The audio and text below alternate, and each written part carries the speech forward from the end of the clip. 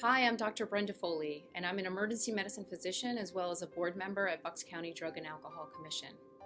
I want to reassure you that if you or your loved one are in need of treatment, now is the time to go, and it is safe to do so. Just like in the emergency department, the staff at Penn Foundation pay close attention to your health while providing you the treatment that you need and deserve. Precautions are in place to keep you safe. Don't delay. Get the treatment that you need and you deserve.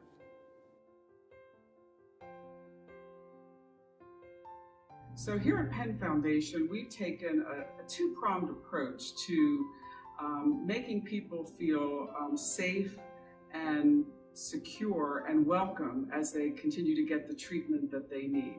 If anything, I would say that COVID has made it even more critical for people to get help with their addiction, with their depression, or the ever-escalating anxiety that so many people are feeling now as a result of the pandemic. So first off, you're going to see a sign, like at any healthcare facility, that you must wear a mask when you enter our buildings. And you can be assured that all of our staff are fully masked as well, and also practicing social distancing policies. Next, through the process, if you're checking in, you'll see decals on the floor asking and reminding you to stay 6 feet apart from anyone else that may be in the building. And as you're working with one of our client registration or admissions officers, you will be distanced and have that glass cough and sneeze protection. We are disinfecting our surfaces daily, particularly those high-touch areas. I want to reassure you that our facilities are absolutely safe and clean. And we here at Penn Foundation believe that your recovery is absolutely essential. Your mental health is absolutely essential. So please don't let any fears or anxiety stand in the way of coming and seeking the needed services that we have to offer. My name is Nina Drennan, and I'm a nurse practitioner at Penn Foundation. I'm part of our COVID task force team, and my role on that team is the infectious control practitioner. But I would say the most important thing I've learned as we have had to evolve during this pandemic that might help other people is that it takes a team effort to manage this type of a once-in-a-lifetime pandemic. And the other part is that this is a marathon and not a sprint. For myself, I use an acronym when people ask me questions about exposures or about processes to manage clinical care during this pandemic. The acronym is SMART, which is, I remember to encourage people to have as much space between each other. And then the M in that is to wear a mask, as much as possible whenever anyone is around you.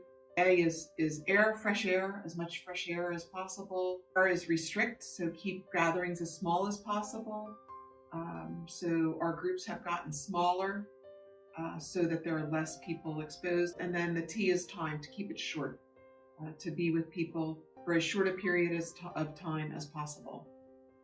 I would say if you're considering coming in for treatment for drug and alcohol and the COVID pandemic has been a barrier to you for coming to treatment, I would consider that we're at a much different spot right now. And to me, I would encourage you to come to treatment, because not getting treatment, the longer you're out active in your addiction, the more dangerous it is becoming. We have all of the services that we had prior to COVID before it hit.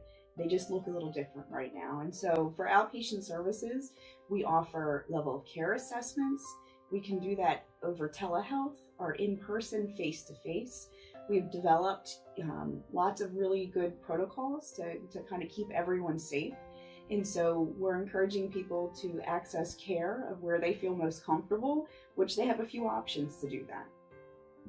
Prior to their appointment, we would be doing a phone call and administering a COVID screener. And then prior to the appointment, we'll call to make sure we have all of the basic information set up so that the person will have their link that will be sent to them for Zoom healthcare, in which their clinician, for whatever service they have scheduled, will be kind of logging in to that link with them And there's video. It's video capability and also telephone capability, based on preference.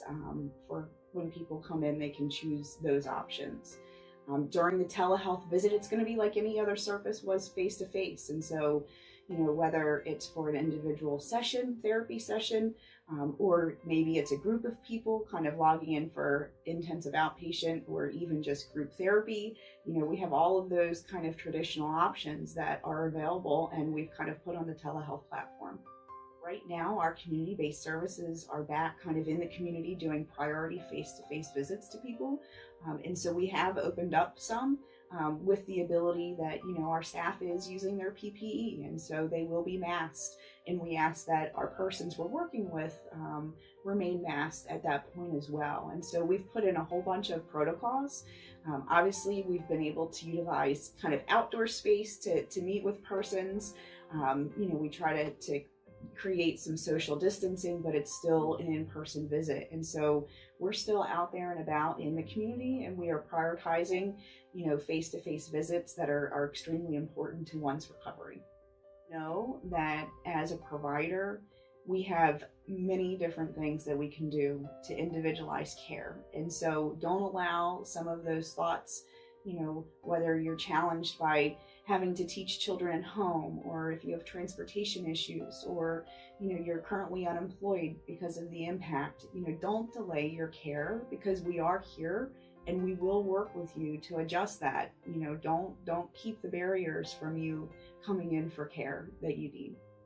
A lot of individuals are reluctant to seek care during COVID, oftentimes because they're concerned about being exposed to the virus.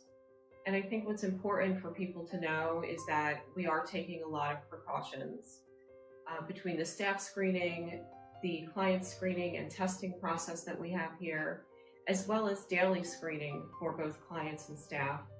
Our clients' temperatures are taken 2 times a day to ensure that no one develops a fever. And if they do, we do have protocols in place for immediate quarantine, and then assessing the case to determine if we can manage the individual here, or if we can locate housing for the individual to live while they quarantine for 14 days. I think we've learned a lot since COVID started in the spring, and we've worked together with our administration to put protocols in place to keep everyone safe. We have plenty of PPE for our staff to utilize when they are working with individuals who are quarantined. All staff and clients are required to wear masks when they're within the community. If they're in their bedrooms, they can take the mask off. At times, people do need a little bit of a break from the mask, so we work with that. And we also spend a lot of time outside when we can. We're all continuing to learn how to battle the virus and how to protect everyone. And that is really our utmost priority, is to ensure that people feel safe when they seek treatment. And I think that we've done that here. I think that's what really sets us apart from other treatment facilities, is that we are able to provide that care and safety for the individuals we serve.